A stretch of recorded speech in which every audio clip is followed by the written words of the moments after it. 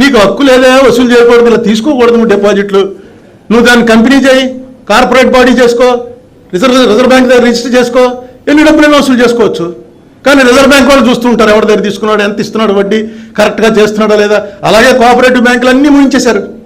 మీకు గుర్తుంది కదా, కోఆపరేటివ్ బ్యాంకులకు సంబంధించినటువంటి డైరెక్టర్లు జైలుకు పోయారు.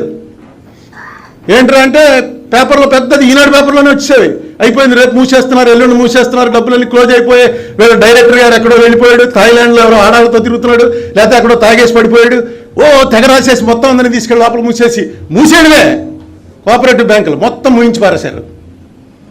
మరి ఈయన దగ్గరికి వచ్చేటప్పటికి నేను ఏమి ఆయన డబ్బులు తినేస్తాడని కానీ పారిపోతాడని కానీ ఇంకోటి కానీ ఎప్పుడు అనలే. ఇది చేస్తున్నది చట్టవిరుద్ధం అన్నాను అంతే. నా మీద 50 లక్షలు కేశారు. ఈవేళ రామోజీరావు గారు తప్ప నీకు ఎవడో కనపడ్డా అని నన్ను అడుగుతున్నటువంటి పెద్ద మనుషులు నేను అడుగుతున్నాను. రామోజీరావు గారు నా మీద 50 లక్షలకు దావా ఇస్తా, దావాలో ఏమి రాశాడంటే అది ఆయన ఇలా రాజాజీ గారని ఒక ఆయన చేత వేయించాడు, మార్గదర్శి చిట్ ఫండ్స్ కంపెనీ తరఫున. ఏమని వేశారు అందులో, ఏమయ్యా ఉండవిల్లారన్ కుమారు, ఎవడో రామోజీరావు అన్నవాడు ఏదో తప్పు చేస్తే మా మార్గదర్శి చిట్స్ మీదకి వస్తావా, నువ్వు మా మీద ఆరోపణలు చేస్తావా? ఏంటి రామోజీరావుకి మార్గదర్శి చిట్స్కి సంబంధం? అతనికి మాకు ఏ సంబంధం లేదు. అతను కూడా ఏదో చేశాడని నువ్వు ప్రెస్ మీట్లు పెట్టి మమ్మల్ని తిడుతున్నావు. 50 లక్షలు కట్టని చెప్పి నాకు నోటీస్ ఇచ్చారు. ఒక్కడన్నా ఇదేంటే రామోజీరావుకి మార్గదర్శి చిట్ ఫండ్స్కి సంబంధం లేదా? ఇంత దారుణం అండి, ఇంత పచ్చాబద్ధం అండి రామోజీరావు గారు అని ఒక్కరన్నా అన్నారా? ఇది ఎప్పుడు 2008లో వేశాడు. ఇన్నేళ్ల నుంచి నేను ప్రతి ప్రెస్ మీట్లో చెప్తూ ఉంటాను, ఒక్కడు నాకు సపోర్ట్ కూడా రాలేదండి. సపోర్ట్ వచ్చి నిజమే కదా, రామోజీరావు అది కాదని అనడం తప్పు కదా, అలా అనొచ్చా అండి?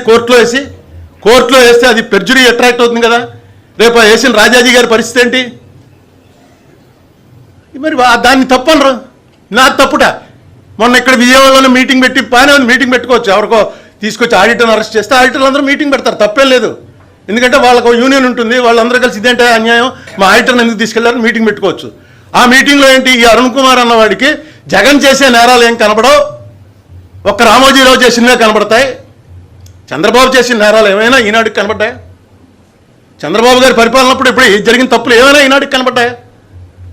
నేను డైరెక్ట్గా ఇన్నేళ్ల నుంచి కొట్టుకు చేస్తుంటే 10 ఏళ్ల నుంచి కోర్టులో కేసేసి ఆ కేసులో ఏపీ రీఆర్గనైజేషన్ కేసులో స్టేట్ గవర్నమెంట్ని ఎఫిడేవిట్ ఏంట్రా అని చంద్రబాబు నాయుడు గారిని స్వయంగా వెళ్ళి కలిసి ఆయన అడిగాను.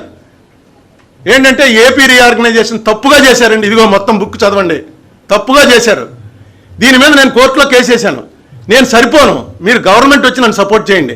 ఎస్ వీడు చెప్పింది రైటే అని మీరు ఒక ఎఫిడేవిట్ వేయండి, రైటా కదా ముందు మీరు చూడండి అంటే ఆయన మొత్తం నా ఎదురుకుండానే చదివాడు, చూశాడు, కరెక్టేనండి, నాకు తెలియదు ఈ సంగతి ఇంత దారుణం జరిగిందా, వేస్తున్నాం కోర్టులను, మీరు వెంటనే ఢిల్లీ వెళ్ళండి, ఢిల్లీలో మా ఎంపీలకు చెప్తున్నాను, కోర్టులో వేయడము పార్లమెంట్లో మూవ్ చేయడము రెండు జరుగుతున్నాయని చెప్పాడు. నేను ఎస్ అనుకుని వెళ్ళాను, కానీ జరగలే అది.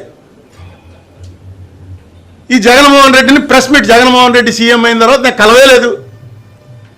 ఒక ప్రెస్ మీట్లో చెప్పాను ఏమని, జగన్మోహన్ రెడ్డి ఆ కేసులో కనుక నువ్వు ఎఫిడేవిట్ అయిపోతే నీకు చంద్రబాబుకి ఏ తేడా లేదనుకుంటాను, నేను ఆ కేసులో ఎఫిడేవిట్ చేయడానికి నీకేంటి అభ్యంతరం, నిజమైతే కరెక్టే వీడు చెప్పిందని వేయి, నేను చెప్పిన తప్పు అయితే తప్పని వేయి. సేమ్ చంద్రబాబు నాయుడు గారిని ఏం అడిగానో అదే అడిగాను, వేసాడు ఎఫిడేవిట్ నాకు సపోర్ట్గాను. ఏం చేయాలి నేను? ఇన్నాళ్ళ నుంచి 10 ఏళ్ళ నుంచి కొట్టు తెస్తున్న కేసులో నాకు సపోర్ట్గా వేసినాడు. మొన్నటి నుంచి నేను అతని తప్పులని నేను చెప్పాలా? మీరు రోజు చెప్తున్నారుగా, మీరు ఈనాడులో రోజు హెడ్లైన్స్ ఇస్తున్నారు కదా, ఉన్నా లేకపోయినా అన్నీ చేస్తున్నారు, నేను చెప్పాలట వీడికి ఇంకేం కనబడవా అని. ఏమో స్టేట్కి సంబంధించి నా సొంతానికి ఏమైనా చేశాడా? స్టేట్కి సంబంధించి ఎఫిడేవిట్ వేసాడు. ఆగండి 2-3 నెలలు, ఎందుకు కంగారు పడిపోతారు వెంటనే? నేను మొన్నటిదాకా జగన్మోహన్ రెడ్డి నేను సపోర్ట్ చేస్తే ఎప్పుడు మాట్లాడలే. ఈవేళ నా చేత ఎలాగైనా సరే జగన్మోహన్ రెడ్డి చేయని మంచి మాట ఒకటి అనిపించి ఇటో అటో వెళ్ళిపోవాలి, మధ్యగా ఉండడానికి కుదరదు వాళ్ళకి. వస్తే తెలుగుదేశంలోకి వచ్చా, లేకపోతే వైసీపీలోకి వెళ్ళిపో. ఇది ఎక్కడ గొడవ? ఇది సంబంధం, దీనికి దానికి ఏంటంటే సంబంధం? అసలు మార్గదర్శి గొడవలో వాళ్ళు చిట్ ఫండ్ కంపెనీ నడుపుతున్నది పూర్తిగా చట్టవిరుద్ధంగా నడుపుతున్నారని వాళ్ళే ఒప్పుకున్నారు. చిట్ ఫండ్ యాక్ట్ మాకు వర్తించదు, మేము కంపెనీ యాక్ట్ ప్రకారం నడుపుతున్నాం అని చెప్పి వాళ్ళకి సిఐడి పోలీస్కి చెప్పారు. వాళ్ళు పేపర్లో రాయించింది మొత్తం రాశారు. వాళ్ళు ఇలా కుదరదు, ఇది కంపెనీ యాక్ట్ ప్రకారం నడవడానికి కుదరదు, ఏదైతే చిట్ ఫండ్ యాక్ట్ ఉందో ఆ యాక్ట్ ప్రకారమే నడవాలి అని. సరే ఏం చేస్తారో తెలంగాణ గవర్నమెంట్ వాళ్ళు ఏం మాట్లాడలే. నిన్న మొన్న ఇక్కడ తెలంగాణ ఈనాడు వేరు, మన ఈనాడు వేరు. ఒకసారి ఎప్పుడైనా తెలంగాణ ఈనాడు చూడండి, నెట్లో ఉంది, నెట్లో తెలంగాణ ఈనాడు చూడొచ్చు. 2 రోజుల క్రితం రాశారు. అసలు భారతదేశంలో తాజ్మహల్ అన్నది ఎంత అద్భుతమైనటువంటి కట్టడమో హైదరాబాద్ సెక్రటేరియట్ మన కేసీఆర్ గారు కట్టింది అంతకన్నా గొప్ప కట్టడంట.